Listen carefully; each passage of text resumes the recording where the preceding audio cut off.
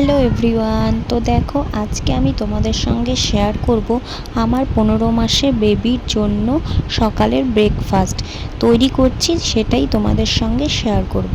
তো দেখো আমি সকালে আমার বেবিকে দিয়েছি হলো মুড়ি।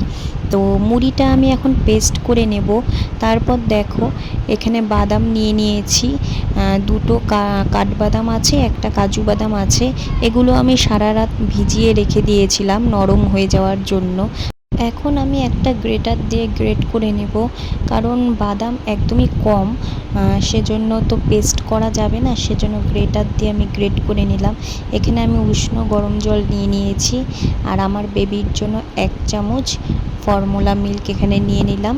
তো তারপরে গরম জলে ফর্মুলা মিল্কটি ভালো করে গুলিয়ে নিলাম। তারপর অল্প অল্প করে মুড়িটা যে আমি পেস্ট করে রাখছিলাম, মানে গুঁড়ো করে রাখছিলাম, সেটাই আমি হালকা হালকা অল্প অল্প দিয়ে গরম দুধের মধ্যে মিশিয়ে নেব। মেশানো দেখো একদম হয়ে গেছে ভালো মতো। তো তারপর আমি বাদামগুলো যে গ্রেট করে রেখে দিয়েছিলাম মিশিয়ে দিয়ে ব্যাস রেডি আমার বেবির সকালের ব্রেকফাস্ট।